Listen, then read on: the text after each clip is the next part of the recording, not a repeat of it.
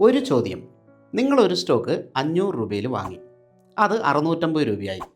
നല്ല സന്തോഷം തോന്നും അല്ലേ? നമ്മൾ വിചാരിക്കും ഇനി ആ സ്റ്റോക്ക് 700ലേക്ക് പോവും, പിന്നെ 800, പിന്നെ 1000. Very happy. പക്ഷേ ആ സ്റ്റോക്ക് 650 രൂപയിൽ നിന്ന് 550 രൂപയായിട്ട് കുറഞ്ഞാലോ? അപ്പോൾ നമ്മൾ പറയും മാർക്കറ്റ് മോശമാണ്. 550ൽ നിന്ന് 500 കുറഞ്ഞാലോ? നമ്മൾ വിചാരിക്കും കുറച്ചുകൂടി താഴെ വന്നിട്ടുണ്ടെങ്കിൽ വിൽക്കാം. കാരണം നമ്മൾ വാങ്ങിയത് 500 രൂപയിലാണല്ലോ. അപ്പോൾ ഇനി താഴെ വരാനുള്ള സാധ്യത കുറവാണ്. എന്നാൽ ആ സ്റ്റോക്ക് 400 രൂപയിലേക്ക് പോയാലോ? നേരത്തെ ഉണ്ടായിരുന്ന സന്തോഷമൊന്നും ഇപ്പോൾ ഇല്ല.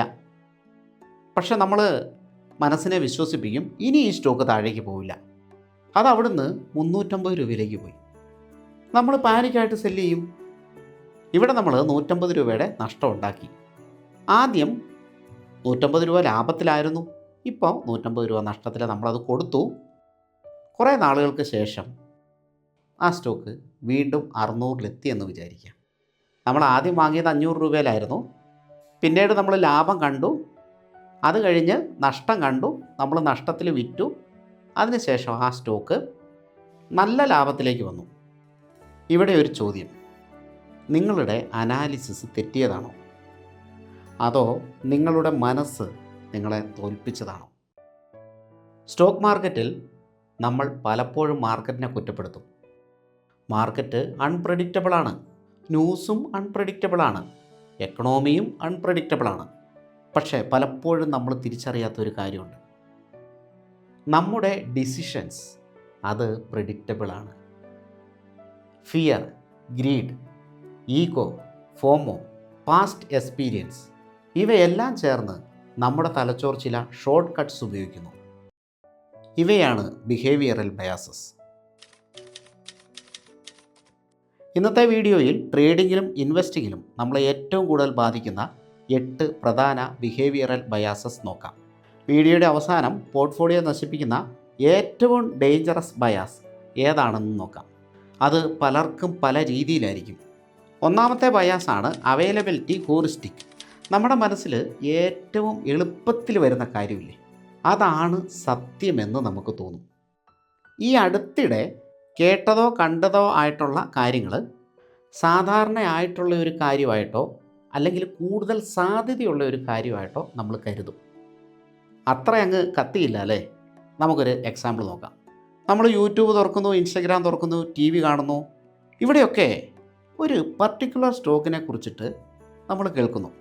ഈ കമ്പനി ഫ്യൂച്ചർ മൾട്ടിബാഗറാകും, ഈ സ്റ്റോക്കിനി കുതിക്കും, ആ സ്റ്റോക്കിൽ വലിയൊരു ടാർഗറ്റ് പ്രൈസൊക്കെ നമ്മൾ കേൾക്കുന്നു. നമ്മളെന്താണ് ചെയ്യുന്നത്? അടുത്ത ദിവസം ആ സ്റ്റോക്ക് വാങ്ങുന്നു. സത്യത്തിൽ നമ്മൾ ആ കമ്പനി പരിശോധിച്ചോ? ആ കമ്പനിയുടെ റവന്യൂ ഗ്രോത്ത് നോക്കിയോ? ഡെറ്റ് ഉണ്ടോ എന്ന് നോക്കിയോ? ക്യാഷ് ഫ്ലോ നോക്കിയോ? വാല്യുവേഷൻ നോക്കിയോ? പ്രൊമോട്ടർ ഹോൾഡിംഗ് നോക്കിയോ? കോമ്പറ്റീഷൻ ഉണ്ടോ എന്ന് നോക്കിയോ? ഒന്നും പരിശോധിച്ചില്ല. എന്താണ് അതിന് കാരണം? ഈ സ്റ്റോക്കിനെ പറ്റിയുള്ള ഇൻഫോർമേഷൻസ് നമ്മൾ മീഡിയയിൽ കൂടെ കേട്ടത് നമ്മുടെ മനസ്സിൽ സ്ട്രോങ് ആയിട്ട് നിൽക്കുകയാണ്. അതുകൊണ്ട് അതൊരു മികച്ച ഇൻവെസ്റ്റ്മെൻ്റ് ആയിട്ട് തോന്നി. അതുകൊണ്ട് നമ്മൾ ആ സ്റ്റോക്ക് വാങ്ങി. മറ്റൊരു ഉദാഹരണം നോക്കാം. ഒരു സുഹൃത്ത്, നിങ്ങളുടെ വളരെ അടുത്ത സുഹൃത്താണെന്ന് വിചാരിച്ചോളൂ. അദ്ദേഹം ഒരു സ്റ്റോക്കിനെ കുറിച്ച് പറയുന്നു. നിങ്ങളതിൽ 1,00,000 രൂപ നിക്ഷേപിക്കുന്നു. 2 ദിവസം കൊണ്ട് ആ സ്റ്റോക്ക് 20% ഉയരുന്നു. നിങ്ങളുടെ മനസ്സിൽ അപ്പോൾ ഒരു ചിന്ത വരും അല്ലേ? സ്റ്റോക്ക് മാർക്കറ്റിൽ പണം ഉണ്ടാക്കാനായിട്ട് ഇതുപോലുള്ള സ്റ്റോക്കുകൾ കണ്ടെത്തിയാൽ മതി. പക്ഷേ നമ്മൾ കാണാത്ത ഒരു കാര്യമുണ്ട്. ആ സ്റ്റോക്ക് നമ്മൾ വാങ്ങിയതിന് മുമ്പ് തന്നെ 200% ഉയർന്നിട്ടുണ്ടാകും. ചിലപ്പോൾ ആ സ്റ്റോക്ക് വീണ്ടും ഉയർന്നത് ഒരു എക്സെപ്ഷണൽ ഈവൻറ്റ് കൊണ്ടായിരിക്കാം. എന്തെങ്കിലും പ്രത്യേകത കൊണ്ട്, നല്ല റിസൾട്ടോ വലിയ ഓർഡറോ എന്തെങ്കിലും. നമ്മൾ ഒരു സാധനമേ കാണുന്നുള്ളൂ. എന്തുകൊണ്ട് ആ സ്റ്റോക്ക് ഉയർന്നു എന്ന് നമ്മൾ കാണുന്നില്ല. മറിച്ച് ആ സ്റ്റോക്ക് ഉയർന്നത് മാത്രം കാണുന്നു. 200% ഉയർന്ന സ്റ്റോക്ക് വാങ്ങുമ്പോൾ അതിൽ എത്രത്തോളം റിസ്ക് ഉണ്ടാകുമെന്ന് നമ്മൾ ചിന്തിക്കുന്നില്ല. ഇത് ട്രേഡിങ്ങിലും ആപ്ലിക്കബിളാണ്. റീസെൻ്റായിട്ട് ബ്രേക്ക് ഔട്ട്, റീസെൻ്റായിട്ട് ക്രാഷ്, ഇപ്പോൾ ഉണ്ടായിട്ടുള്ള മൾട്ടിബാഗർ സ്റ്റോക്കുകൾ, കുപ്പിടൊക്കെ ഉദാഹരണമാണ്. റീസെൻ്റായിട്ട് വരുന്ന മാർക്കറ്റ് ന്യൂസ്, ഇതെല്ലാം നമ്മളെടുക്കുന്ന തീരുമാനത്തെ വളരെയധികം സ്വാധീനിക്കും. ഒരു സ്റ്റോക്കിനെക്കുറിച്ച് സോഷ്യൽ മീഡിയയിൽ ഒരുപാട് കേട്ടതുകൊണ്ട് ആ സ്റ്റോക്ക് നല്ലൊരു ഇൻവെസ്റ്റ്മെൻ്റ് ആകണമെന്നില്ല. ഇൻഫോർമേഷൻസ് ഈസിലി അവൈലബിൾ ആണ് എന്നതുകൊണ്ട് ആ ഇൻഫോർമേഷൻ വളരെ പ്രധാനപ്പെട്ടതാകണമെന്നില്ല. അപ്പോൾ ഈ ബയാസിൻ്റെ പേരാണ് അവൈലബിലിറ്റി, ഹൂറിസ്റ്റിക്. ഇനി നമുക്ക് രണ്ടാമത്തെ ബയാസ് ഏതാണെന്ന് നോക്കാം. അത് കൺഫർമേഷൻ ബയാസാണ്. നമ്മൾ ശരിയാണ്, ഞാൻ എടുത്ത ഈ സ്റ്റോക്ക് കറക്റ്റാണ്, ഈ ഡിസിഷൻ കറക്റ്റാണ്, ഇത് തെളിയിക്കാൻ വേണ്ടി മാത്രം തെളിവുകൾ തിരഞ്ഞ് കണ്ടെത്തുന്ന ഒരു ശീലമുണ്ടല്ലോ. അപ്പോൾ അതിനാണ് പറയുന്നത് കൺഫർമേഷൻ ബയാസ് എന്ന്. ഇത് ഇൻവെസ്റ്റേഴ്സിനെ ഏറ്റവും കൂടുതൽ ബാധിക്കുന്ന ഒരു ബയാസാണ്. നിങ്ങളൊരു സ്റ്റോക്ക് വാങ്ങി, നിങ്ങളുടെ മനസ്സിലൊരു കൺക്ലൂഷനുണ്ട്, എന്താണ്, ഈ കമ്പനി സൂപ്പറാണ്, നല്ല കമ്പനി അല്ലെങ്കിൽ വാങ്ങില്ലല്ലോ. അങ്ങനെ വാങ്ങിയെല്ലാം കഴിഞ്ഞ് ആ കമ്പനിയെക്കുറിച്ചൊരു നെഗറ്റീവ് ന്യൂസ് കണ്ടു. എന്താണ് ചിന്തിക്കുക നമ്മൾ? ഇതൊരു ടെമ്പററി ഇഷ്യൂ ആണ്, നിസ്സാരമായിട്ടുള്ള കാര്യമാണ്. പോസിറ്റീവ് ന്യൂസാണ് കാണുന്നതെങ്കിലോ, ഞാൻ പറഞ്ഞില്ലേ ഈ കമ്പനി ഗ്രേറ്റ് ആണ്. ഉദാഹരണം നോക്കാം.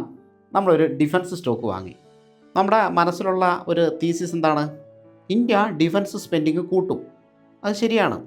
പക്ഷേ കമ്പനിയുടെ ഏണിങ്സ് കുറയുവാണെങ്കിലോ, ഓർഡർ എക്സിക്യൂഷൻ ഡിലേ ആകുവാണെങ്കിലോ, അതായത് ഓർഡറുകളൊക്കെ കറക്റ്റ് സമയത്ത് കൊടുക്കാതിരിക്കുന്ന അവസ്ഥ, കമ്പനിയുടെ കട ഉയരുകയാണെങ്കിലോ, കമ്പനിയുടെ മാർജിൻ കുറയുകയാണെങ്കിലോ, മാനേജ്മെൻറ്റ് ഗൈഡൻസ് വീക്കാണെങ്കിലോ, ഇതൊക്കെ കാണുമ്പോൾ നമ്മുടെ ബ്രെയിൻ പറയും ഡിഫൻസ് സെക്ടർ ഫ്യൂച്ചറിലേക്ക് എന്തായാലും വളരും, അതൊരു നല്ല സെക്ടറാണ്, അതുകൊണ്ട് ഈ കമ്പനിയും വളരും. ഈ ദുശീലത്തിൻ്റെ പേരാണ് കൺഫർമേഷൻ ബയാസ്.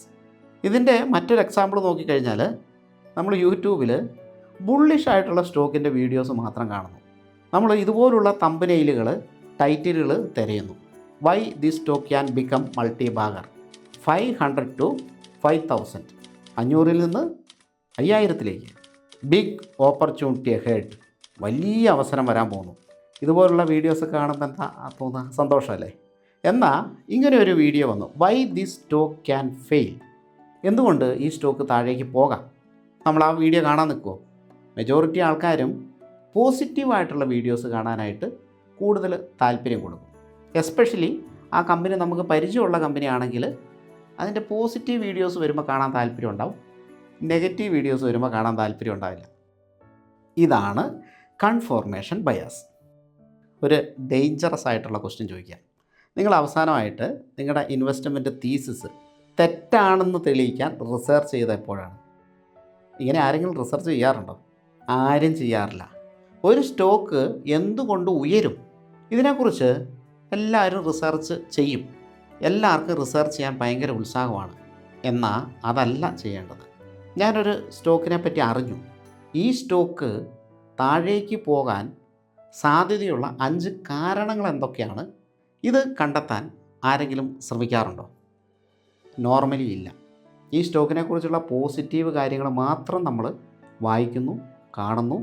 നെഗറ്റീവ് എന്തെങ്കിലും ഉണ്ടോ എന്ന് നമ്മൾ സെർച്ച് പോലും ചെയ്ത് നോക്കുന്നില്ല, നമ്മൾ റിസർച്ച് ചെയ്യുന്നില്ല. എന്നാൽ നെഗറ്റീവ് കാര്യങ്ങൾ കണ്ടെത്താൻ നമ്മൾ പരിശ്രമിക്കുന്നുണ്ടെങ്കിൽ, അതിനെപ്പറ്റി റിസർച്ച് ചെയ്യുന്നുണ്ടെങ്കിൽ, അതൊരു നല്ല ഇൻവെസ്റ്ററുടെ മൈൻഡ് സെറ്റാണ്. മൂന്നാമത്തെ ബയാസാണ് ഫെമിലിയാരിറ്റി ബയാസ്. പരിചയമുള്ളത് നല്ലതാണ്, പരിചയമില്ലാത്തത് മോശമാണ്. നമുക്ക് പരിചയമുള്ള ബ്രാൻഡിനെ ഭയങ്കരമായിട്ട് വിശ്വസിക്കാനുള്ള ഒരു ടെൻഡൻസി ഉണ്ടല്ലേ.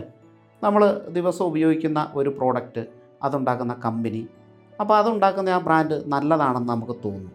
അതുകൊണ്ട് ആ കമ്പനിയുടെ സ്റ്റോക്കും നല്ലതായിരിക്കും. പക്ഷേ നല്ലൊരു പ്രോഡക്റ്റ് ഉണ്ടാക്കി എന്നുകൊണ്ട് മാത്രം ഒരു സ്റ്റോക്ക് നല്ലതാവണം എന്നില്ല. ഒരു കമ്പനി നല്ലതാണ് എന്നതുകൊണ്ട് മാത്രം അതൊരു നല്ല ഇൻവെസ്റ്റ്മെൻറ്റ് ഡിസിഷൻ ആയിരിക്കണമെന്നുമില്ല. നമ്മളൊരു കമ്പനിയുടെ പ്രോഡക്റ്റ് ഉപയോഗിക്കുന്നു, സൂപ്പർ പ്രോഡക്റ്റാണ്, സൂപ്പർ ബ്രാൻഡാണ്, മാർക്കറ്റ് ലീഡറാണ്, അപ്പോൾ നമ്മൾ എന്ത് ചെയ്യുന്നു? സ്റ്റോക്ക് വാങ്ങുന്നു. പക്ഷേ വാല്യുവേഷൻ ചെക്ക് ചെയ്തു, ആ കമ്പനി ഇപ്പോൾ എവിടെയാണ് നിൽക്കുന്നത്, അതിൻ്റെ ഫെയർ വാല്യൂവിനെ കഴിഞ്ഞും എത്ര ഉയരത്തിലാണ് ഷെയർ പ്രൈസ് ട്രേഡ് ചെയ്യുന്നത്, ഇത് വല്ലതും ചെക്ക് ചെയ്തോ? ഈ കമ്പനി നല്ലതാണ് എന്ന് മാർക്കറ്റിന് അറിയാം. അതുകൊണ്ട് തന്നെ കമ്പനിയുടെ ഷെയർ പ്രൈസിൽ ഇത് ഡിസ്കൗണ്ട് ചെയ്തിട്ടുണ്ട്. ആ കമ്പനി നല്ലതാണ് എന്ന് നമ്മളാണിപ്പോൾ അറിയുന്നത്, പക്ഷേ മാർക്കറ്റിന് അത് നേരത്തെ അറിയാം. അത് ഓൾറെഡി ഡിസ്കൗണ്ട് ചെയ്തിട്ടാണ് ഷെയർ പ്രൈസ് ട്രേഡ് ചെയ്യുന്നത്. അപ്പോൾ കമ്പനി നല്ലതാണ്, ഒരു ഗ്രേറ്റ് കമ്പനിയാണ് എന്നതുകൊണ്ട് ആ കമ്പനിയിൽ ഇൻവെസ്റ്റ് ചെയ്യണം എന്ന് നിർബന്ധമില്ല, അല്ലെങ്കിൽ ഇൻവെസ്റ്റ് ചെയ്താൽ ലാഭം കിട്ടണമെന്ന് നിർബന്ധമില്ല. നമുക്ക് ഇന്ത്യൻ കമ്പനികളെ നല്ല പരിചയമുണ്ടല്ലേ, എന്നാൽ ഫോറിൻ കമ്പനികളെക്കുറിച്ച് വലിയ പരിചയമൊന്നുമില്ല. അതുകൊണ്ട് തന്നെ ഫോറിൻ കമ്പനികൾ നമ്മൾ ഇൻവെസ്റ്റ് ചെയ്യാറുമില്ല, അത് ശരിക്കും ഡൈവേഴ്സിഫിക്കേഷനെ കുറയ്ക്കും. ഇപ്പം നമ്മുടെ ഇൻവെസ്റ്റേഴ്സിന് തന്നെ ഞാൻ ഒരുപാട് ഫോറിൻ മ്യൂച്വൽ ഫണ്ട്സ് പരിചയപ്പെടുത്തി കൊടുത്തിട്ടുണ്ട്. ഒരുപാട് പേര് ഇൻവെസ്റ്റ് ചെയ്തിട്ടുണ്ട്. അത് നല്ലതാണ്. നമ്മൾ ഇന്ത്യക്കാരാണ്, ഇന്ത്യയിൽ നല്ല രീതിയിൽ ഇൻവെസ്റ്റ് ചെയ്തോളൂ. പ്ലസ് അതിൻ്റെ കൂടെ ഫോറിൻ കമ്പനികളിൽ കൂടി ഇൻവെസ്റ്റ് ചെയ്യുന്നത് വളരെ നല്ലതാണ്. അപ്പോൾ ഇപ്പം മ്യൂച്വൽ ഫണ്ടും ETF ഒക്കെ ആയിട്ട് അവൈലബിളുമാണ്. അപ്പോൾ ഇതിൽ നിന്ന് എന്താണ് പഠിച്ചത്? ഒരു കമ്പനിയെക്കുറിച്ച് നമുക്കറിയാം എന്നതുകൊണ്ട് ആ കമ്പനിയിൽ ഇൻവെസ്റ്റ് ചെയ്യുന്നത് നല്ലതാകണം എന്നില്ല. 4ാമത്തെ ബയാസ്, ഹെർഡ് മെൻറ്റാലിറ്റി.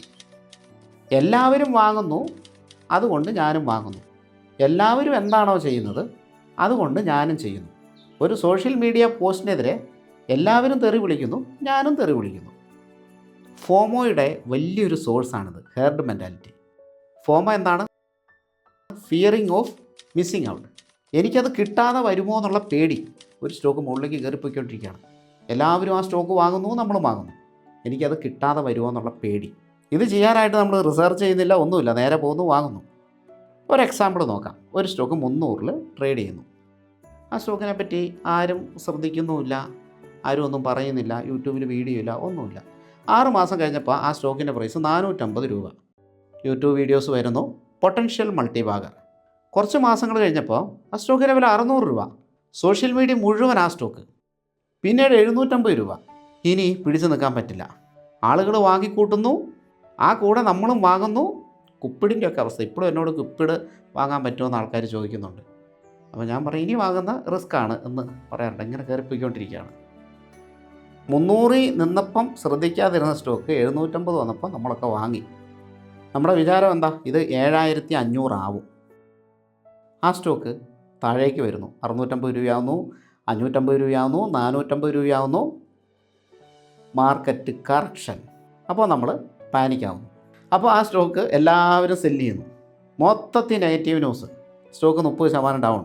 സോഷ്യൽ മീഡിയയിൽ ഭയങ്കര നെഗറ്റീവ്. ആരെങ്കിലും ഹോൾഡ് ചെയ്യുന്നുണ്ടെങ്കിൽ എക്സിറ്റ് ചെയ്തോളൂ, കമ്പനി പൂട്ടാൻ പോവാണ്, നശിക്കാൻ പോവാണ്. എല്ലാവരും സെല്ല് ചെയ്യുന്നു, നമ്മൾ സെല്ല് ചെയ്യുന്നു. ഇതാണ് ഹെർഡ് മെൻറ്റാലിറ്റി. ഒരു ജനക്കൂട്ടം എന്ത് ചെയ്യുന്നു, നമ്മളും അത് ഫോളോ ചെയ്യുന്നു. ഒരു സിനിമയിൽ കണ്ടിട്ടില്ലേ, ഇന്നസെൻ്റ് ആണോ ജഗദീഷാണോ എന്ന് ഓർക്കുന്നില്ല, കുറേ ആൾക്കാരിട്ട് ഒരാളെ തല്ലുക. അപ്പോൾ ഇന്നസെൻ്റ് ആണെന്ന് തോന്നുന്നു, പുള്ളിയും പോയിട്ട് ഒരു അടി വെച്ച് കൊടുക്കും. അപ്പോൾ പുള്ളീനോട് ആരോ ചോദിക്കും, ഈ പുള്ളീനെ എന്തിനാണ് ആൾക്കാരെല്ലാം കൂടെ തല്ലുന്നത്? അപ്പോൾ ഇന്നസെൻ്റ് പറയും, എനിക്കറിയത്തില്ല, എല്ലാവരും തല്ലി, ഞാനും തല്ലി. അപ്പോൾ ഇതാണ് ഹെർഡ് മെൻറ്റാലിറ്റി. 5ാമത്തെ ബയാസ്, ലോസ് അവേർഷൻ. നമ്മൾ ഒരു ട്രേഡ് എടുത്ത് അതിൽ 10,000 രൂപ നഷ്ടം വന്നു, മറ്റൊരു ട്രേഡ് എടുത്ത് 10,000 രൂപ ലാഭം വന്നു. സത്യസന്ധമായിട്ട് പറയുക, ഏറ്റവും കൂടുതൽ ഫീലിങ്സ് എപ്പോഴായിരിക്കും? ആ 10,000 രൂപ നഷ്ടം വരുമ്പോൾ ഉണ്ടാകുന്ന വേദനയുണ്ടല്ലോ, ആ വേദനയോളം വരില്ല 10,000 രൂപ ലാഭം കിട്ടുമ്പോൾ ഉണ്ടാകുന്ന സന്തോഷം. ലാഭം കിട്ടുമ്പോൾ നമുക്ക് സന്തോഷം ഉണ്ടാകുന്നുണ്ട്, നഷ്ടം വരുമ്പോൾ വേദനയും ഉണ്ടാകുന്നുണ്ട്. ഇത് ഒരേ തുകയാണെങ്കിൽ പോലും വേദനയ്ക്കായിരിക്കും ആഴം കൂടുതൽ. ഇത് ബിഹേവിയറൽ ഫിനാൻസിലെ പവർഫുള്ള് കൺസെപ്റ്റാണ്. ഒരു ഉദാഹരണം നോക്കാം. ഒരു സംഭവം നമ്മൾ ട്രേഡിനായിട്ട് എടുത്തു, ഉറപ്പായിട്ടും അതിൽ 10,000 രൂപ പ്രോഫിറ്റ് കിട്ടും. അതായത് ഗ്യാരണ്ടീഡ് പ്രോഫിറ്റ് 10,000. അത് ഓപ്ഷൻ എ ആണ്. മറ്റൊരു രീതിയിൽ അത് ട്രേഡ് ചെയ്ത് കഴിഞ്ഞാൽ 20,000 രൂപ പ്രോഫിറ്റ് കിട്ടാൻ സാധ്യതയുണ്ട്. പക്ഷേ ആ സാധ്യത 50% മാത്രമേ ഉള്ളൂ. 50% സാധ്യത 0 പ്രോഫിറ്റിനാണ്. കാര്യം മനസ്സിലായോ? ഒരു സ്റ്റോക്ക് 2 രീതിയിൽ ട്രേഡ് ചെയ്യാൻ പറ്റും. ആദ്യത്തെ രീതിയിൽ ട്രേഡ് ചെയ്ത് കഴിഞ്ഞാൽ, അതായത് ഓപ്ഷൻ എ, ഉറപ്പായിട്ട് നമുക്ക് 10,000 രൂപ പ്രോഫിറ്റ് കിട്ടും. രണ്ടാമത്തെ രീതിയിൽ ട്രേഡ് ചെയ്ത് കഴിഞ്ഞാൽ 20,000 രൂപ വരെ പ്രോഫിറ്റ് കിട്ടാൻ സാധ്യതയുണ്ട്, പക്ഷേ 50% ചാൻസ് ഉള്ളൂ. ബാക്കിയുള്ള 50% എന്തിനാണ് ചാൻസ്? പ്രോഫിറ്റ് ഒന്നും കിട്ടില്ല, ലോസ് ഒന്നും വരില്ല, പ്രോഫിറ്റ് 0 ആയിരിക്കും. അതിനാണ് ചാൻസ്. നിങ്ങളാണെങ്കിൽ ഏത് ഓപ്ഷൻ തിരഞ്ഞെടുക്കും? മിക്കവരും, കൂടുതൽ ആൾക്കാരും ഇതിൽ തിരഞ്ഞെടുക്കുക ഓപ്ഷൻ എ ആണ്. അതായത് 10,000 രൂപ ഗ്യാരണ്ടീഡ് റിട്ടേൺ. ഇനി മറ്റൊരു ഉദാഹരണം നോക്കാം. ഓപ്ഷൻ എ, ഇതിൽ ട്രേഡ് ചെയ്താൽ ഉറപ്പായിട്ടും 10,000 രൂപ നഷ്ടം വരും, ഉറപ്പാണത്. ഓപ്ഷൻ ബി, 20,000 രൂപ നഷ്ടം വരും, പക്ഷേ അതിന് ചാൻസ് 50% ഉള്ളൂ. ബാക്കിയുള്ള 50% ചാൻസ് 0 ലോസ് ആവാനാണ്. അപ്പോൾ ശ്രദ്ധിച്ച് കേട്ടോളൂ. ഒരു സ്റ്റോക്ക് രണ്ട് രീതിയിൽ ട്രേഡ് ചെയ്യാം. ആദ്യത്തെ രീതി ചെയ്താൽ ഉറപ്പായിട്ടും 10,000 രൂപ നഷ്ടം വരും. അപ്പോൾ ആരെങ്കിലും അതിൽ ട്രേഡ് ചെയ്യുമോ? ചെയ്യില്ല. എന്നാൽ ഓപ്ഷൻ ബി ഉണ്ട്. അതിൽ സീറോ ലോസ്, അതായത് നമ്മൾ സ്റ്റോക്ക് എടുത്തുപോയി അപ്പോഴാണ് ഈ ഓപ്ഷൻ വരുന്നതെന്ന് വിചാരിക്കും. അപ്പോൾ രണ്ടാമത്തെ ഓപ്ഷൻ 50% ചാൻസ് ലോസ് ഇല്ലാതിരിക്കാനാണ്. പ്രോഫിറ്റ് ഒന്നും കിട്ടില്ല, സീറോ ലോസ്. പക്ഷേ 50% ചാൻസ് 20,000 രൂപ നഷ്ടം വരാം. ഇങ്ങനെയാണെങ്കിൽ നിങ്ങൾ ഏത് ഓപ്ഷൻ തിരഞ്ഞെടുക്കും? ഇതിൽ മെജോറിറ്റി ആൾക്കാരും ഓപ്ഷൻ ബി ആണ് തിരഞ്ഞെടുക്കുക. 20,000 രൂപ നഷ്ടം വരാൻ 50% ചാൻസ് ഉണ്ടെങ്കിലും നഷ്ടമൊന്നും ഇല്ലാതിരിക്കാൻ 50% ചാൻസ് ഉണ്ടല്ലോ. ആദ്യത്തെ ഓപ്ഷൻ തിരഞ്ഞെടുത്താൽ 10,000 രൂപ ഉറപ്പായിട്ട് നഷ്ടപ്പെടും. അതുകൊണ്ട് ഓപ്ഷൻ ബി. ഇതിൽ നിന്ന് എന്താണ് മനസ്സിലാക്കാൻ സാധിക്കുന്നത്? ലോസ് ഒഴിവാക്കാനായിട്ട് കൂടുതൽ റിസ്ക് നമ്മൾ എടുക്കുന്നുണ്ട്. അതാണ് നമ്മൾ ആവറേജിങ്ങിൽ ചെയ്യുന്നത്. സ്റ്റോപ്പ് ലോസ് താഴേക്ക് ഇറക്കിയിടുന്നത്. ഇതെല്ലാം കൂടുതൽ റിസ്ക് എടുക്കുന്നുണ്ട് ലോസ് ഒഴിവാക്കാനായിട്ട്. മറ്റൊരു എക്സാമ്പിൾ നോക്കാം. 1,00,000 രൂപ സ്റ്റോക്ക് മാർക്കറ്റിൽ ഇൻവെസ്റ്റ് ചെയ്തു. സ്റ്റോക്കിൽ ഇൻവെസ്റ്റ് ചെയ്യുന്നു കൂട്ടിക്കോളൂ. സ്റ്റോക്കിൻ്റെ വില 70,000 രൂപയായിട്ട് ഇടിഞ്ഞു. 30,000 രൂപ ലോസാണ്. നമ്മളെന്താണ് പറയുക? ഇപ്പോൾ സെല്ല് ചെയ്താൽ ലോസ് പെർമനൻ്റ് ആകും, അതുകൊണ്ട് ഹോൾഡ് ചെയ്യുക. ശരിയല്ലേ? ഈ കമ്പനിയുടെ ഫണ്ടമെൻ്റൽ മോശമായിട്ടുണ്ട്, ഇതിൻ്റെ ബിസിനസ് മോഡൽ മോശമായിട്ടുണ്ട്, കടം കൂടിയിട്ടുണ്ട്, മാനേജ്മെൻറ്റിൽ പ്രശ്നങ്ങളുണ്ട്, എങ്കിലും നമ്മൾ വിൽക്കില്ല. എൻ്റെ ബൈയിങ് പ്രൈസിലേക്ക് വരട്ടെ, എന്നിട്ട് സെല്ല് ചെയ്യാം. ഇതാണ് നമ്മളെല്ലാവരും ചിന്തിക്കുക. ഇത് വലിയൊരു ട്രാപ്പാണ്. നിങ്ങളുടെ ബൈയിങ് പ്രൈസ് മാർക്കറ്റിന് അറിയില്ല. മാർക്കറ്റ് നിങ്ങളുടെ എൻട്രി പ്രൈസിനെ കെയർ ചെയ്യുന്ന പോലുമില്ല. ഇവിടെ നമ്മളോട് തന്നെ ചോദിക്കേണ്ട വളരെ പ്രധാനപ്പെട്ട ക്വസ്റ്റ്യൻ ഉണ്ട്. എൻ്റെ കയ്യിൽ ഈ സ്റ്റോക്ക് ഇല്ലായിരുന്നു എങ്കിൽ ഇപ്പോൾ ഈ പ്രൈസിൽ ഞാൻ ഈ സ്റ്റോക്ക് വാങ്ങുമായിരുന്നു. ഉത്തരം നോയാണെങ്കിൽ നിങ്ങൾ ആ സ്റ്റോക്ക് പിടിച്ച് വെച്ചിരിക്കുന്നത്, ഹോൾഡ് ചെയ്തിരിക്കുന്നത് അനലൈസ് ചെയ്തിട്ടൊന്നുമല്ല. അത് ലോസ് അവേർഷൻ ബയാസ് കൊണ്ടാണ്. ആറാമത്തെ ബയാസ്, ഓവർ കോൺഫിഡൻസ്. എനിക്ക് മാർക്കറ്റിനെ കുറിച്ച് നന്നായിട്ട് അറിയാം. ഈ ഒരു ചിന്ത എസ്പെഷ്യലി ട്രേഡേഴ്സിൽ വളരെ ഡേഞ്ചറസ് ആണ്. ഒരു ട്രേഡർ 5 ട്രേഡുകൾ ചെയ്തു എന്ന് വിചാരിക്കുക. 4 ട്രേഡും പ്രോഫിറ്റബിളായി. എന്താ ചിന്തിക്കുക? ഓവർ കോൺഫിഡൻസ് വരും അല്ലേ? എല്ലാവർക്കും വരും. എനിക്ക് മാർക്കറ്റിനെ അറിയാം, ഞാൻ ഭയങ്കര എക്സ്പേർട്ടാണ്. 6ാമത്തെ ട്രേഡിൽ എന്താ സംഭവിക്കുക? വലിയ പൊസിഷൻ എടുക്കും, ലീവറേജ് എടുക്കും, MTF എടുക്കും, ഓപ്ഷൻസിൽ പോയി ട്രേഡ് ചെയ്യും. ഇവിടെ സംഭവിക്കുന്നത് എന്താണ്? പെട്ടെന്ന് റിസ്ക് വളരെ കൂടുന്നു. ഒരൊറ്റ റോങ് ട്രേഡിൽ പ്രോഫിറ്റ് മൊത്തം പോകും. ഒരു സിറ്റുവേഷൻ നോക്കാം. മാർക്കറ്റ് ഒരു മാസം കണ്ടിന്യൂസ് ആയിട്ട് ഉയരുന്നു. നിങ്ങളുടെ പോർട്ട്ഫോളിയോ 15% റിട്ടേണിൽ റൺ ചെയ്യുന്നു. അപ്പോൾ നിങ്ങൾ കരുതുകയാണ്, എനിക്ക് മാർക്കറ്റ് ടൈമിംഗ് വളരെ നന്നായിട്ട് അറിയാം. പക്ഷേ അതൊരു ബുൾ മാർക്കറ്റായിരുന്നു. മാർക്കറ്റ് തന്നെ നമ്മളെ സഹായിച്ചതാണ്, അല്ലാതെ നമ്മുടെ സ്കില്ല് കൊണ്ടൊന്നും അല്ല പോർട്ട്ഫോളിയോ ഉയർന്നത്. പക്ഷേ ഇത് നമ്മൾ അംഗീകരിക്കില്ല. ഇനി ഓവർ കോൺഫിഡൻസിൻ്റെ മറ്റൊരു രൂപം നോക്കാം. ഈ സ്റ്റോക്ക് ഇന്ന പ്രൈസിൽ നിന്ന് താഴെ പോവില്ല, ബ്രേക്കൗട്ട് ആകാനായിട്ടൊരു സ്റ്റോക്ക് നിൽക്കുകയാണ്, ഇത് ഡെഫിനറ്റ്ലി ബ്രേക്കൗട്ട് ആവും. ഈ കമ്പനിയുടെ ക്വാർട്ടർലി റിസൾട്ട് വളരെ സ്ട്രോങ് ആയിരിക്കും. എനിക്ക് ട്രേഡ് ചെയ്യുമ്പോൾ സ്റ്റോപ്പ് ലോസിൻ്റെ ഒന്നും ആവശ്യമില്ല, ഞാൻ അല്ലാതെ മാനേജ് ചെയ്യും. Definitely, surely, guaranteed. മാർക്കറ്റിൽ ഈ വാക്കുകൾ ഭയങ്കര ഡേഞ്ചറസ് ആണ്. ട്രേഡേഴ്സ് അകപ്പെടുന്ന ട്രാപ്പ് ഒന്ന് നോക്കാം. ആദ്യം ഒരു ട്രേഡ് എടുത്തു, അതിൽ വിജയിച്ചു, കോൺഫിഡൻസ് ലെവൽ കൂടി. രണ്ടാമത്തെ ട്രേഡ് എടുത്തു, വിജയിച്ചു, കോൺഫിഡൻസ് ലെവൽ ഡബിളായി. 5 ട്രേഡുകൾ എടുത്തു, 5ഉം വിജയിച്ചു. സഡൻലി നമ്മൾ പൊസിഷൻ സൈസ് ഇൻക്രീസ് ചെയ്തു, 2 ഇരട്ടി 3 ഇരട്ടി. വലിയൊരു ലോസ് വന്നു, അക്കൗണ്ട് മൊത്തം കുളമായി. ഇവിടെ നമ്മുടെ സ്കില്ലും ലക്കും, അതായത് ഭാഗ്യവും വേർതിരിച്ചറിയാൻ നമ്മൾക്ക് കഴിയണം. അപ്പോൾ അത് കഴിഞ്ഞില്ല എങ്കിൽ ഈ സംഭവങ്ങൾ വരും. ആക്ച്വലി നമ്മുടെ സ്കില്ല് കൊണ്ടാണോ നമുക്ക് പ്രോഫിറ്റ് കിട്ടിയത്, അതോ നമ്മുടെ ലക്ക് കൊണ്ടാണോ നമുക്ക് പ്രോഫിറ്റ് കിട്ടിയത് എന്ന് കറക്റ്റായിട്ട് മനസ്സിലാക്കാൻ സാധിക്കണം, വേർതിരിച്ചറിയാൻ സാധിക്കണം. ഇല്ലേ ഓവർ കോൺഫിഡൻസ് വരും, അത് വന്ന പ്രശ്നമാണ്. 7ാമത്തെ ബയാസ്, റീസെൻസി ബയാസ്. ഈ അടുത്ത് ഇങ്ങനെ സംഭവിച്ചു, അതുകൊണ്ട് ഇനിയും അത് സംഭവിക്കും. അപ്പോൾ ഒരു ബുൾ മാർക്കറ്റ് എക്സാമ്പിൾ നോക്കാം. മാർക്കറ്റ് തുടർച്ചയായിട്ട് 6 മാസം അങ്ങ് ഉയർന്നു. എല്ലാ സ്റ്റോക്കുകളും ഗ്രീന്, പോർട്ട്ഫോളിയോ ഗ്രീന്. ഇപ്പോൾ ഒരു ഇൻവെസ്റ്റർ ചിന്തിക്കുകയാണ്, മാർക്കറ്റ് ഇനിയും ഇതുപോലെ തന്നെ പോകും. അങ്ങനെ ചിന്തിക്കാൻ പാടുണ്ടോ? അങ്ങനെ ചിന്തിക്കാൻ പാടില്ല. പക്ഷേ അങ്ങനെ ചിന്തിച്ചാൽ എന്താണ് പ്രശ്നം? നമുക്ക് മുന്നിലുള്ള റിസ്ക് നമ്മൾ കുറച്ച് കാണും. പൊസിഷൻ സൈസ് നമ്മൾ കൂട്ടും. ലീവറേജ് വളരെ കൂടുതലെടുക്കും. മാർക്കറ്റിൽ കറക്ഷൻ വന്നു കഴിഞ്ഞാൽ നമ്മുടെ പോർട്ട്ഫോളിയോ താറുമാറാം. ബിയർ മാർക്കറ്റ് എക്സാമ്പിൾ നോക്കിക്കഴിഞ്ഞാൽ 6 മാസം മാർക്കറ്റ് താഴേക്ക് പോകുന്നു. എല്ലായിടത്തും നെഗറ്റീവ് ന്യൂസ്. ഇൻവെസ്റ്റർ ഇങ്ങനെ ചിന്തിക്കുന്നു, മാർക്കറ്റ് ഇനിയൊന്നും റിക്കവർ ചെയ്യില്ല. SIP പോലും സ്റ്റോപ്പ് ചെയ്തു. SIP ഓർക്കുക, SIP ഏറ്റവും പവർഫുള്ളായിട്ട് കൊണ്ടുപോകുന്ന സമയം ബിയർ മാർക്കറ്റാണ്.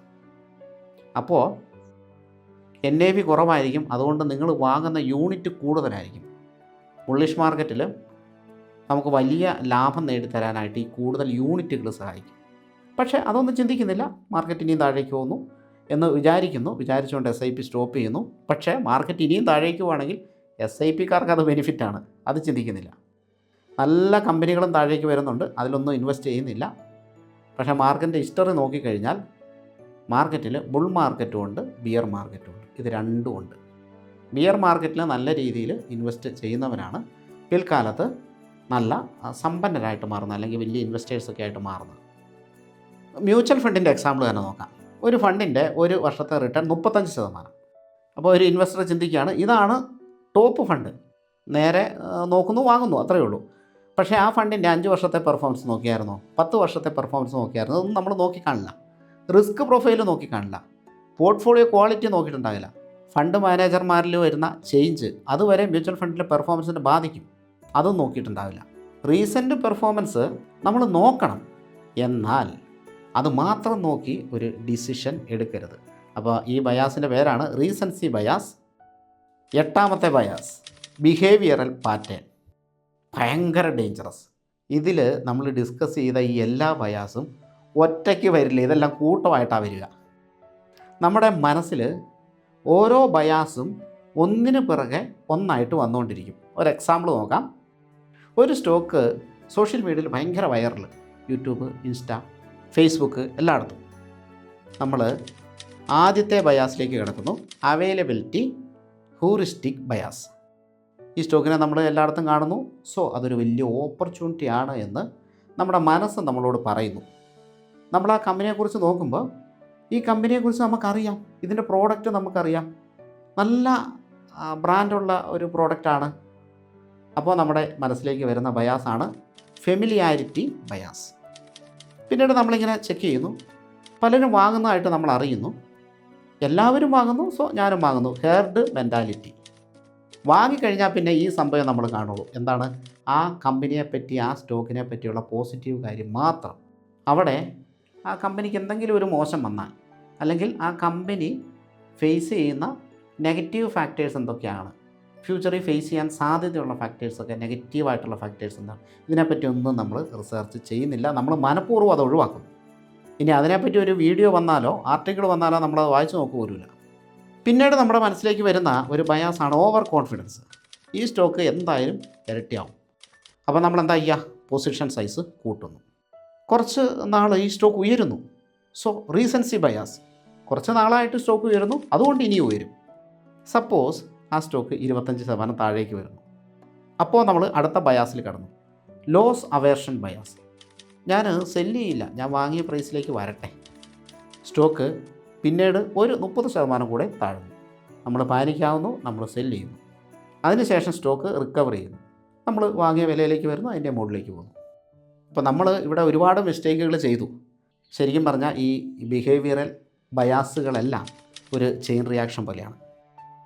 ഇവിടെ ശരിക്കും നമ്മുടെ ശത്രു എന്ന് പറയുന്നത് സ്റ്റോക്ക് മാർക്കറ്റ് അല്ല. നമുക്ക് ബുദ്ധി ഇല്ലാത്തത് കൊണ്ടല്ല നമുക്ക് നഷ്ടം വരുന്നത്, നമുക്ക് മാർക്കറ്റിനെ അറിയാത്തത് കൊണ്ടുമല്ല നഷ്ടം വരുന്നത്.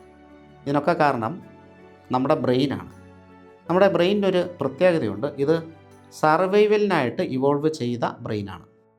വളരെ ഫാസ്റ്റായിട്ട് ഒരു ഡിസിഷൻ എടുക്കണമെങ്കിൽ ബ്രെയിൻ ഷോർട്ട് കട്ട് ഉപയോഗിക്കും. പുരാതന കാലത്ത് ഈ ഷോർട്ട് കട്ടൊക്കെ മനുഷ്യൻ്റെ സർവൈവലിന് അത്യന്താപേക്ഷിതമായിരുന്നു. പക്ഷേ സ്റ്റോക്ക് മാർക്കറ്റിൽ fast thinking and fast decision കോസ്റ്റ്ലിയാണ്, വലിയ വില കൊടുക്കേണ്ടി വരും. നമ്മുടെ ഇമോഷൻസിനെ മാർക്കറ്റ് ശിക്ഷിക്കും. ഏതെങ്കിലും ബയാസിൽ പെട്ടിട്ടാണോ നമ്മൾ സ്റ്റോക്ക് വാങ്ങുന്നതെന്ന് തിരിച്ചറിയാനായിട്ട് ഈ 7 ക്വസ്റ്റ്യൻസ് ചോദിക്കുക. ഒന്ന്, ഈ സ്റ്റോക്കിനെ പറ്റി ഞാൻ എവിടെ നിന്നാണ് കേട്ടത്? യൂട്യൂബ്, ടെലിഗ്രാം, ഫ്രണ്ട്, ന്യൂസ്, അല്ലെങ്കിൽ സ്വന്തം റിസർച്ച് ആണോ? രണ്ടാമത്തെ ക്വസ്റ്റ്യൻ, ഈ സ്റ്റോക്കിൻ്റെ നെഗറ്റീവ് സൈഡ് കൂടി ഞാൻ അന്വേഷിച്ചു. നമ്മൾ ബുള്ളിഷ് സൈഡ് മാത്രമാണ്, പോസിറ്റീവ് സൈഡ് മാത്രമാണ് കാണുന്നതെങ്കിൽ അതൊരു പക്ഷേ കൺഫർമേഷൻ ബയാസ് ആകാം. മൂന്നാമത്തെ ക്വസ്റ്റ്യൻ, എനിക്ക് ഈ കമ്പനി ഇഷ്ടമാണോ അതോ കമ്പനിയുടെ വാല്യുവേഷനാണോ ഇഷ്ടം? കമ്പനിയാണോ വാല്യുവേഷനാണോ കൂടുതൽ ഇഷ്ടം? ഒരു സൂപ്പർ കമ്പനി ആണെങ്കിലും അതൊരു പക്ഷേ എക്സ്പെൻസീവ് ആവാം, അതുകൊണ്ട് വാല്യുവേഷൻ ചെക്ക് ചെയ്യണം. ക്വസ്റ്റ്യൻ നമ്പർ 4, എല്ലാവരും വാങ്ങുന്നതുകൊണ്ടാണോ ഞാൻ വാങ്ങുന്നത്? അങ്ങനെയാണെങ്കിൽ അത് ഹെർഡ് മെൻറ്റാലിറ്റി ആയിരിക്കും. ഫോമോ ഒഴിവാക്കാൻ വേണ്ടിയായിരിക്കും നമ്മൾ വാങ്ങുന്ന. ഫിയറിങ് ഓഫ് മിസ്സിങ് ഔട്ട്, ലഭിക്കാതെ വരുമോ എന്നുള്ള പേടി. അങ്ങനെയാണോ വാങ്ങുന്നതെന്ന് ചെക്ക് ചെയ്യുക. ക്വസ്റ്റ്യൻ നമ്പർ 5, സ്റ്റോക്കിൻ്റെ പ്രൈസ് താഴേക്ക് പോയാൽ എൻ്റെ തീസിസ് മാറുമോ? സ്റ്റോക്കിൻ്റെ പ്രൈസ് മാത്രം താഴേക്ക് പോകുന്നതുകൊണ്ട് തീസിസ് മാറില്ല. പക്ഷേ ബിസിനസ് ഫണ്ടമെൻ്റൽസ് മാറിയാൽ റീ ഇവാലുവേറ്റ് ചെയ്യണം, വീണ്ടും അനലൈസ് ചെയ്യണം. സ്റ്റോക്കിൻ്റെ പ്രൈസ് മാത്രമേ താഴേക്ക് പോകുന്നുള്ളൂ, കമ്പനി അതേപോലെ നിൽക്കുകയാണ്, കമ്പനിയുടെ ഫണ്ടമെൻ്റൽസിനൊന്നും മാറ്റമില്ല, വേറെ നെഗറ്റീവ് സംഭവങ്ങളൊന്നും ഇല്ലെങ്കിൽ ഒന്നും ചെയ്യേണ്ടതില്ല, ഹോൾഡ് ചെയ്താൽ മാത്രം മതി. പക്ഷേ നമ്മളത് ചെക്ക് ചെയ്യണം. ബിസിനസ്സിൽ മാറ്റം വന്നു, അതിൻ്റെ ഫണ്ടമെൻ്റൽസ് താഴേക്ക് പോയിട്ടുണ്ടെങ്കിൽ നമ്മുടെ തീരുമാനം പുനഃപരിശോധിക്കേണ്ടത് വളരെ അത്യാവശ്യമാണ്. ക്വസ്റ്റ്യൻ നമ്പർ 6, ഇത് റീസെൻ്റ് പെർഫോമൻസ് അടിസ്ഥാനമാക്കിയുള്ള ഡിസിഷനാണോ? അതായത് എന്നോട് ചോദിക്കുന്ന, അതായത് നമ്മുടെ സുഹൃത്തുക്കൾ, വ്യൂവേഴ്സ് ഒക്കെ ചോദിക്കുന്ന ക്വസ്റ്റ്യൻസിൽ 90% സ്റ്റോക്കും, ഇന്ന് വരെ അങ്ങനെ ഒരു സ്റ്റോക്ക് ചോദിച്ചിട്ടുണ്ട് ഒരാൾ. അപ്പോൾ 90% സ്റ്റോക്കും ഭയങ്കരമായിട്ട് കയറിയിട്ടുള്ള സ്റ്റോക്കായിരിക്കും, അതായത് റീസെൻ്റ് പെർഫോമൻസ് സൂപ്പറായിരിക്കും. അപ്പോൾ അങ്ങനെ നോക്കിയിട്ടാണോ വാങ്ങിയത്? റീസൻസി ബയാസ് ചെക്ക് ചെയ്യണം.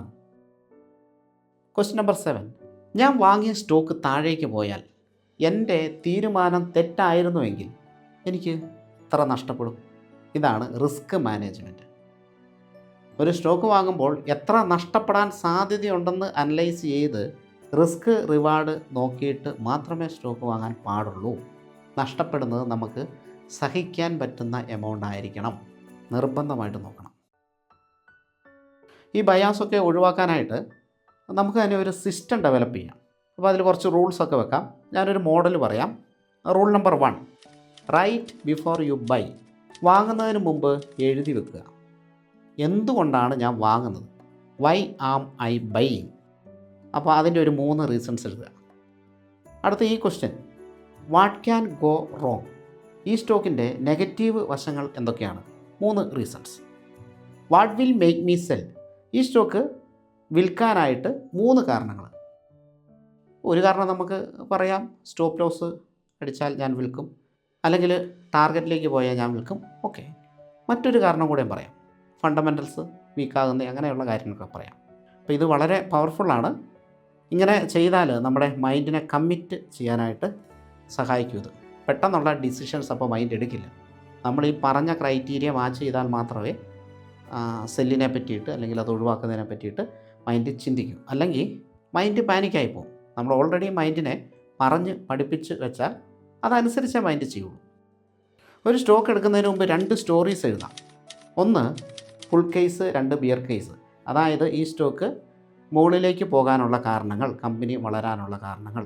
അതുപോലെ തന്നെ എഴുതണം കമ്പനി താഴേക്ക് പോകാനുള്ള കാരണങ്ങൾ. എല്ലാ കമ്പനിക്കും അങ്ങനെയും കാരണങ്ങളുണ്ടാവും. നമുക്ക് ബിയർ കേസ് എഴുതാൻ കഴിഞ്ഞിട്ടില്ലെങ്കിൽ ഒരു കാര്യം ഉറപ്പാണ്, നമ്മൾ കമ്പനിയെക്കുറിച്ചിട്ട് അനലൈസ് ചെയ്തിട്ടില്ല, സ്റ്റഡി ചെയ്തിട്ടില്ല. എല്ലാ കമ്പനിക്കും മുകളിലേക്ക് പോകാനും കാരണം കാണും, താഴേക്ക് പോകാനും കാരണം കാണും. ഈ മുകളിലേക്ക് പോകാനുള്ള കാരണം മാത്രം നോക്കിയിട്ടായിരിക്കും നമ്മൾ സ്റ്റോക്ക് വാങ്ങുന്നത്. താഴേക്ക് പോകാനുള്ള കാരണങ്ങൾ നമ്മൾ നോക്കുന്നുണ്ടാവില്ല.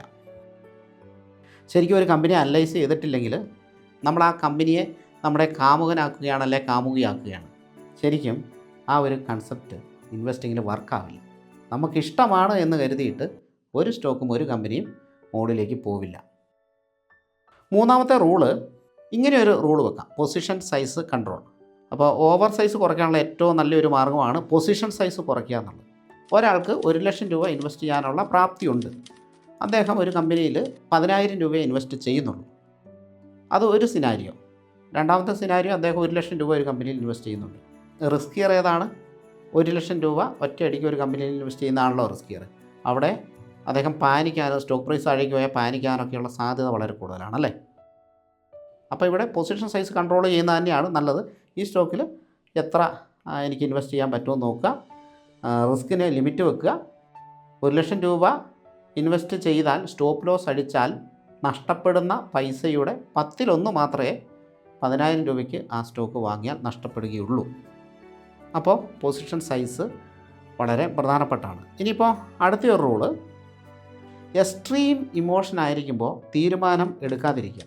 നമ്മൾ എക്സ്ട്രീമിലി ഫിയർ ആയിരിക്കുമ്പോൾ, എക്സ്ട്രീം ഗ്രീഡ് ആയിരിക്കുമ്പോൾ, വളരെ എക്സൈറ്റ്മെൻറ്റിൽ ആയിരിക്കുമ്പോൾ, എക്സ്ട്രീം പാനിക് ആയിരിക്കുമ്പോൾ ഈ സമയത്തൊന്നും ഫൈനൽ ഡിസിഷൻ എടുക്കാതിരിക്കുക, ഒഴിവാക്കുക. ആ സമയത്ത് ഇത് ബുദ്ധിമുട്ടാണ്, പക്ഷേ പ്രാക്ടീസ് ചെയ്ത് ഒഴിവാക്കണം. ഇനി ഇതെല്ലാം നോക്കിയിട്ട് നമ്മളൊരു സ്റ്റോക്ക് കണ്ടെത്തുന്നു. നല്ല ഫണ്ടമെൻ്റൽസ്, നല്ല ഗ്രോത്ത് പൊട്ടൻഷ്യൽ, നല്ല മാനേജ്മെൻറ്റ്, നല്ല ബാലൻസ് ഷീറ്റ്, വാല്യുവേഷൻ റീസണബിളാണ്. 1,00,000 രൂപ അതിന് നമ്മൾ ഇൻവെസ്റ്റ് ചെയ്തു. 2 മാസം കഴിഞ്ഞപ്പോൾ സ്റ്റോക്ക് 20% താഴേക്ക് വന്നു. നമ്മൾ പാനിക്കാകാൻ പാടുണ്ടോ? പാനിക്കാകാൻ പാടില്ല. മറിച്ച് നമ്മൾ കുറച്ച് ചോദ്യങ്ങൾ ചോദിക്കണം, അതിന് ആൻസർ കണ്ടെത്തണം. എന്തൊക്കെയാണ് ആ ചോദ്യം? ഒന്ന്, ഞാൻ അന്ന് അനലൈസ് ചെയ്തിട്ടാണ് ഈ കമ്പനി എടുത്തത്, ആ അനാലിസിസ് തെറ്റിയിട്ടുണ്ടോ? ഇത് ചോദിക്കണം. ഉത്തരം തെറ്റിയിട്ടില്ല എന്നാണെങ്കിൽ കുഴപ്പമില്ല. അടുത്തത്, ആ കമ്പനിയുടെ റവന്യൂ മാറിയിട്ടുണ്ടോ? പ്രോഫിറ്റബിലിറ്റി മാറിയോ? കടം കൂടിയോ? അതായത് റവന്യൂ കുറഞ്ഞോന്നും പ്രോഫിറ്റബിലിറ്റി കുറഞ്ഞോന്നും ഒക്കെ ചെക്ക് ചെയ്യണം. കടം കൂടിയോ എന്ന് ചെക്ക് ചെയ്യണം. മാനേജ്മെൻറ്റ് മാറിയിട്ടുണ്ടോ എന്ന് ചെക്ക് ചെയ്യണം. ബിസിനസ് മോഡൽ മാറിയിട്ടുണ്ടോ എന്ന് ചെക്ക് ചെയ്യണം. ആ കമ്പനിയിൽ പുതിയ കോമ്പറ്റീഷൻ വന്നോ, അല്ലെങ്കിൽ നേരത്തെ ഉണ്ടായിരുന്ന മറ്റൊരു കമ്പനി ഒരു മെയിൻ കോമ്പറ്റീറ്ററായിട്ട് വന്നോ, ഈ കാര്യങ്ങളൊക്കെ ചെക്ക് ചെയ്യണം. ഇതൊക്കെ പോസിറ്റീവാണെന്ന് വിചാരിച്ചു. അതായത് കച്ചവടം കുറഞ്ഞിട്ടില്ല, പ്രോഫിറ്റ് കുറഞ്ഞിട്ടില്ല, കടം കൂടിയിട്ടില്ല, മാനേജ്മെൻറ്റ് മാറിയിട്ടില്ല, നല്ല ബിസിനസ് മോഡൽ അത് അതുപോലെ തന്നെ നിൽക്കുന്നു, പുതിയ കോമ്പറ്റീറ്ററൊന്നും വന്നിട്ടില്ല, പ്രൈസ് മാത്രം കുറഞ്ഞിട്ടുണ്ട്.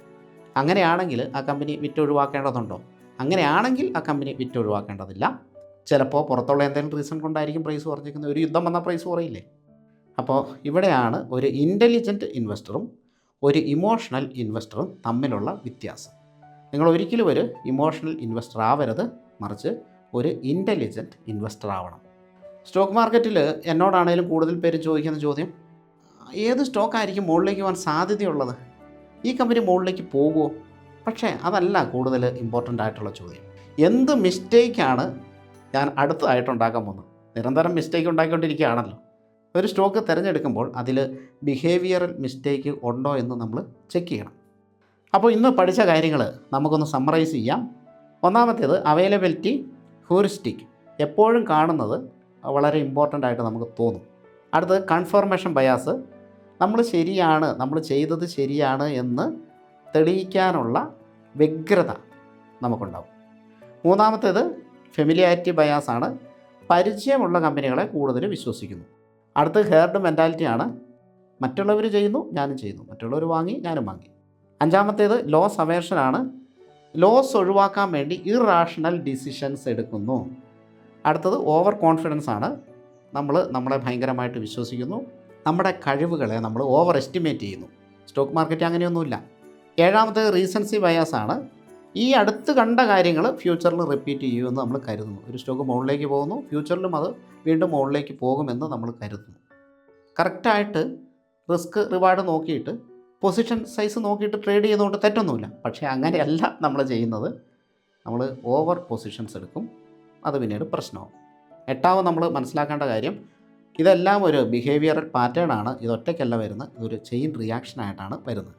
ഇനി നിങ്ങളുടെ പോർട്ട്ഫോളിയോയിലേക്ക് നോക്കുക, അതിലെ സ്റ്റോക്കുകളിലേക്ക് നോക്കുക. അതെങ്ങനെയാണ് നിങ്ങൾ വാങ്ങിയിരിക്കുന്നത് എന്ന് ചിന്തിക്കുക. എല്ലാവരും വാങ്ങിയത് കൊണ്ടാണോ വാങ്ങിയത്? ന്യൂസ് നല്ലതായതുകൊണ്ടാണോ വാങ്ങിയത്? ഒരു ഫ്രണ്ട് പറഞ്ഞതുകൊണ്ടാണോ വാങ്ങിയത്? അല്ലെങ്കിൽ യൂട്യൂബ് വീഡിയോ കണ്ടിട്ടാണോ വാങ്ങിയത്? അതല്ല, ഇതൊരു നല്ല കമ്പനിയാണെന്ന് കരുതിയിട്ടാണോ വാങ്ങിയത്? അതല്ല, ഇതിൻ്റെ പ്രൈസ് വളരെയധികം മുകളിലേക്ക് ഇതൊരു മൾട്ടി ബാഗർ ആകും എന്ന് കരുതിയിട്ടാണോ വാങ്ങിയത്? അങ്ങനെയാണെങ്കിൽ ഈ ഒരു ഇൻവെസ്റ്റ്മെൻറ്റ് ഡിസിഷൻ നിങ്ങൾ സ്വന്തമായിട്ട് എടുത്താണോ, അല്ലെങ്കിൽ ഏതെങ്കിലും ഒരു ബയാസിനെ ഫോളോ ചെയ്തിട്ട് എടുത്താണോ എന്ന് സ്വന്തം ചോദിക്കുക. സ്റ്റോക്ക് മാർക്കറ്റിൽ നമ്മുടെ ഏറ്റവും വലിയ ശത്രു എന്ന് പറയുന്നത് മറ്റൊരു ഇൻവെസ്റ്റർ അല്ല, മാർക്കറ്റ് ക്രാഷും അല്ല, ഇൻഫ്ലേഷനും അല്ല. പലപ്പോഴും അത് നമ്മുടെ സ്വന്തം മൈൻഡ് തന്നെയാണ്. അതുകൊണ്ട് ബെറ്റർ ഇൻവെസ്റ്റർ ആകുന്നതിന് മുമ്പ് ബെറ്റർ ഡിസിഷൻ മേക്കർ ആവണം.